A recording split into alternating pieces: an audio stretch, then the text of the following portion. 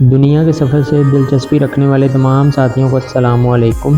آج ہم آپ کو سیر کروائیں گے جنوب مغربی یورپ کے ایک حسین اور قدیم تاریخ رکھنے والے ملک اسپین کی، جسے اردو میں ہسپانیہ بھی کہا جاتا ہے، اور آپ کو بتائیں گے اسپین پر 6 صدیوں تک حکمرانی کرنے والے مسلمان حکمرانوں کے بارے میں، اور یہ کہ کیسے مسلم دور حکومت میں آج کے جدید اور ترقی یافتہ اسپین کی بنیاد رکھی گئی، کیسے یہاں مسلمانوں کے عظیم دور حکومت کا خاتمہ ہوا، اسپین میں منائے جانے والے عجیب و غریب رسم و رواج کے بارے میں، اسپین میں علامہ اقبال کو کیا منفرد اعزاز حاصل ہے، یہاں مسلمانوں کے ساتھ کیا کیا مظالم ہوئے، کولمبس کی لاش کے ساتھ کیا سلوک کیا گیا، اور اس کے علاوہ بھی بے شمار دلچسپ اور انوکھی معلومات جو شاید آج سے پہلے آپ نہ جانتے ہوں۔ تو آئیے چلتے ہیں اسپین کے خوبصورت اور دلچسپ سفر پر۔ اور ہاں، اگر آپ نے ابھی تک ہمارے چینل کو سبسکرائب نہیں کیا تو ابھی سبسکرائب کا بٹن دبا دیں اور ساتھ موجود بیل آئیکن کو بھی دبا دیں تاکہ نئی آنے والی ویڈیوز کا نوٹیفیکیشن بھی آپ کو ملتا رہے۔ دوستو، اسپین کا سرکاری نام کنگڈم آف اسپین ہے۔ اسپین کو قدیم زمانے میں اندلس بھی کہا جاتا تھا۔ اس ملک کی کل آبادی 4,70,00,000 کے قریب ہے اور کل رقبہ 5,06,030 مربع کلومیٹر ہے۔ یہ یورپ کا ایک انتہائی حسین اور پرامن ملک ہے جہاں ہر سال کروڑوں لوگ سیاحت کی غرض سے آتے ہیں۔ اس ملک کی سرحدیں فرانس، پرتگال، جبرالٹر، انڈورا اور مراکش کے ساتھ ملتی ہیں۔ اسپین یورپ کا واحد ملک ہے جس کی سرحدیں کسی افریقی ملک یعنی مراکش کے ساتھ ملتی ہیں۔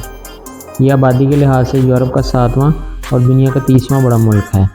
یہاں رہنے والے لوگوں کی اکثریت یعنی تقریباً 65% عیسائیت کے فرقے رومن کیتھولک سے تعلق رکھتے ہیں۔ اس کے بعد دوسری بڑی تعداد ایسے لوگوں کی ہے جو کسی مذہب کو نہیں مانتے، مطلب وہ خدا کے وجود سے ہی انکاری ہیں، جبکہ 3% لوگ اسلام اور دیگر مذاہب سے تعلق رکھتے ہیں۔ اسپین دنیا کا ایسا انوکھا ملک ہے جس کے قومی ترانے میں کوئی لفظ نہیں ہے بلکہ صرف موسیقی پر مشتمل ہے۔ اسپین کو انتظامی طور پر 17 خود مختار علاقوں اور 2 خود مختار شہروں میں تقسیم کیا گیا ہے۔ اسپین نے پہلی اور دوسری عالمی جنگوں میں کسی بھی ملک کی حمایت نہیں کی تھی۔ یہاں بولے جانے والی زبان اسپینش ہے جو کہ چینی زبان مینڈرن کے بعد دنیا میں بولی جانے والی دوسری سب سے بڑی زبان ہے۔ اسپینش زبان دنیا کے 21 ملکوں میں بولی جاتی ہے جن میں میکسیکو، ارجنٹینا، کولمبیا، کیوبا اور چلی شامل ہیں۔ اسپین کے دارالحکومت کا نام میڈرڈ ہے۔ یہ اسپین کا سب سے بڑا شہر ہے۔ میڈرڈ اسپین کا ثقافتی اور اقتصادی مرکز بھی ہے۔ اس شہر کی کل آبادی 33 لاکھ کے قریب ہے۔ یہاں کی اہم جگہوں میں پلازا میئر، پراڈو میوزیم اور رائل پیلس آف میڈرڈ شامل ہیں۔ یہاں کے پارکس بھی خوبصورتی میں اپنی مثال آپ ہیں۔ اس کے علاوہ نیشنل میوزیم بھی فن تعمیر کا شاہکار نمونہ ہے۔ اسپین کی کرنسی کا نام یورو ہے۔ ایک اسپینش یورو تقریباً 299 پاکستانی روپوں کے برابر ہے۔ یہاں کے لوگوں کی اوسط عمر 83 سال کے قریب ہے۔ یہ ملک اپنی ایک عظیم تاریخ رکھتا ہے جو ہر طرح کے نشیب و فراز سے بھرپور ہے۔ اسپین کے اہم شہروں میں میڈرڈ، بارسلونا، پالما اور کینٹابریا شامل ہیں۔ اسپین کو سن 711 عیسوی میں مسلمان سپہ سالار طارق بن زیاد نے فتح کیا اور ہسپانیہ میں مسلمان سلطنت کی بنیاد رکھی جو کہ تقریباً 600 سال تک قائم رہی۔ اسپین کی گلیاں آج بھی یہاں مسلمانوں کے گزرے ہوئے شاندار ماضی کی گواہی دے رہی ہیں۔ مسلمانوں کے دور حکومت کے آخری سالوں میں جگہ جگہ بغاوت عروج پر تھی جبکہ مسلمان حکمران آپس کی لڑائیوں میں مصروف تھے۔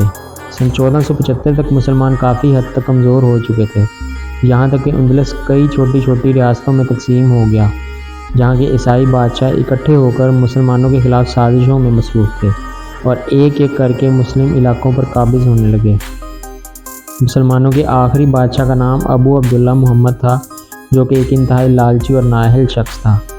اس نے اپنے چچا الزاغل جو کہ انتہائی بہادر اور ایماندار شخص تھا اس سے بغاوت کر کے اقتدار پر قبضہ کیا تھا۔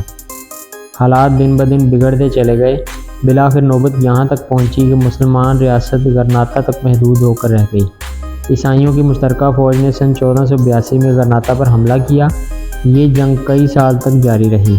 آخر کار 1 جنوری سن 1492 کو اہل شہر عشاء کی نماز کے بعد معمول کے مطابق سو گئے، لیکن جب صبح ہوئی تو اذان نہیں ہوئی۔ گلیاں اور بازار اللہ کے حکم کو ترستے رہے۔ لوگ پریشانی میں باہر نکلے تو پتہ چلا اندلس کی آخری مسلمان ریاست بھی رات کے اندھیر میں فتح ہو چکی ہے۔ ابو عبداللہ محمد بادشاہ فرنینڈو اور ملکہ ایزابل کو الحمرا محل کی چابیاں حوالے کر کے فرار ہو گیا۔ جب وہ غرناطہ کی سب سے بلند پہاڑی پر پہنچا تو مڑ کر الحمرا محل کی طرف دیکھا اور رو پڑا۔ اس کی ماں عائشہ نے اس کے کندھوں پر ہاتھ رکھا اور بولی، اب عورت کی طرح کیوں رو رہے ہو جب مرد کی طرح دفاع نہیں کر سکے؟ ملکہ عائشہ کا یہ فقرہ اسپینش، عربی اور انگریزی کی ضرب المثل بن گیا۔ شہر اب عیسائی فوجیوں کے قبضے میں تھا، اب مسلمانوں کے سر تھے اور مسیحیوں کی تلواریں۔ شہر کی گلیاں خون سے رنگ دی گئیں۔ اس طرح اسپین میں مسلمانوں کی شاندار 600 سالہ اقتدار کا دردناک انجام ہوا۔ زوال کے بعد مسلمانوں پر ظلم و ستم کے پہاڑ توڑے گئے۔ عیسائی بادشاہوں نے مسلمانوں کے لیے سور کا گوشت کھانا تو لازمی قرار دے دیا، انکار کی صورت میں ان کو قتل کر دیا جاتا تھا۔ 3 لاکھ کے قریب مسلمانوں کو شہید کر دیا گیا۔ بچے کچے مسلمانوں نے مراکش کی طرف بھاگ کر اپنی جان بچائی۔ 500 سال تک غرناطہ میں اذان پر پابندی رہی۔ آخر کار سن 2003 میں اذان کی اجازت دے دی گئی۔ 511 سال بعد جب اذان کی اجازت دی گئی تو رب کی قدرت دیکھیے کہ 1 جنوری سن 1492 کو آخری اذان عشاء کی تھی اور سن 2003 میں پہلی اذان فجر کی تھی۔ مسلمانوں کے زوال کے بعد عیسائیوں نے مسلمان سائنسدانوں کی کتابوں کے اپنی زبان میں ترجمے کروائے، جس کے ساتھ ہی عیسائیوں کا عروج شروع ہو گیا۔ مسلمانوں نے تعلیم اور تحقیق کو پیچھے چھوڑ دیا، بلکہ تحقیق کے خلاف فتوے جاری کرنے لگے، جبکہ عیسائی مسلمانوں کے حاصل کردہ علم پر تحقیق کر کے عروج حاصل کرتے گئے اور نت نئی ایجادات کا سلسلہ شروع ہو گیا۔ اندلس میں مسلمان سلطنت اسپین اور جدید فرانس کے علاقوں پر مشتمل تھی۔ قرطبہ کو اسپانوی زبان میں کارڈوبا کہا جاتا ہے۔ یہ اسپین کے جنوب میں واقع ہے۔ 9ویں صدی عیسوی میں یہ اسلامی تہذیب کا مرکز تھا۔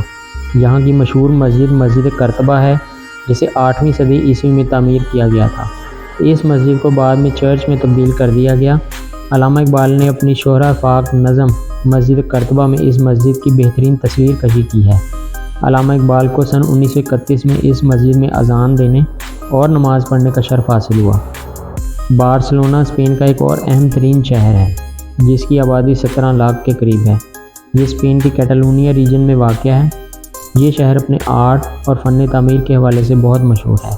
یہاں کی سب سے مشہور جگہوں میں سگراڈا فیملیا چرچ اور پکاسو میوزیم شامل ہیں۔ اس کے علاوہ کیتھیڈرل آف بارسلونا بھی دیکھنے سے تعلق رکھتا ہے۔ اس شہر میں آج بھی مسلم دور کے بہت سے کتب خانے موجود ہیں جو مسلمانوں کے شاندار ماضی کی داستان سناتے ہیں، جب وہ علم و تحقیق میں دنیا میں سب سے آگے تھے۔ بل فائٹنگ کا کھیل اسپین میں بہت شوق سے کھیلا جاتا ہے۔ یہ کھیل پوری دنیا میں اسپین کی پہچان ہے۔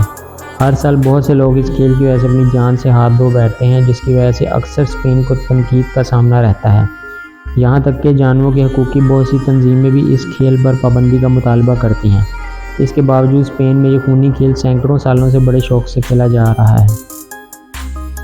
زیتون کی پیداوار کے حوالے سے اسپین پوری دنیا میں نمبر 1 ہے اور پوری دنیا کی زیتون کی کاشت کا 40% تک اسپین میں پیدا ہوتا ہے۔ زیتون کی ایکسپورٹ سے اسپین ہر سال $10 ارب تک کما لیتا ہے، جو کہ اسپین کی معیشت کی ترقی میں اہم کردار ادا کرتا ہے۔ ویلنسیا کے علاقے میں مالٹے کی کاشت بڑے پیمانے پر کی جاتی ہے۔ مالٹے کی کاشت کے حوالے سے اسپین دنیا بھر میں 3رے نمبر پر آتا ہے۔ سیاحت اسپین کی معیشت کی ریڑھ کی ہڈی کا کردار ادا کرتی ہے۔ پورے اسپین کو سیاحتی مرکز میں تبدیل کر دیا گیا ہے۔ ایک اندازے کے مطابق ہر سال تقریباً 6 کروڑ سے زیادہ لوگ سیاحت کی غرض سے اسپین کا رخ کرتے ہیں، یعنی اسپین کی کل آبادی سے بھی زیادہ۔ اسپین کی سیاحت کی سالانہ آمدنی $7 ارب سے بھی زیادہ ہے۔ اگر آپ ماڈرن لائف سٹائل دیکھنا چاہیں تو بارسلونا، میڈرڈ اور ویلنسیا کا رخ کیجیے، اور اگر آپ اسلامی ثقافت دیکھنا چاہیں تو غرناطہ، قرطبہ اور سیویا موجود ہیں۔ غرناطہ، جسے آج گرناڈا کے نام سے یاد کیا جاتا ہے، یہ خود مختار کمیونٹی اندلوسیہ میں واقع ہے۔ یہاں کی مشہور جگہ محل خلیفہ ہے، جسے دیکھنے ہر سال ہزاروں لوگ غرناطہ کا رخ کرتے ہیں۔ اسپین کا قومی کھیل فٹ بال ہے۔ اسپین نے سن 2010 میں فٹ بال کا عالمی کپ بھی جیتا تھا۔ دیگر کھیلوں میں ٹینس اور باسکٹ بال شامل ہیں۔ دنیا میں سب سے پہلے ہوا سے بجلی پیدا کرنے کے لیے ٹربائن کا استعمال اسپین نے ہی شروع کیا تھا۔ اسپین یورپ کا دوسرا ایسا ملک ہے جس میں سب سے زیادہ یعنی 48 یونیسکو ورلڈ ہیریٹیج سائٹس موجود ہیں۔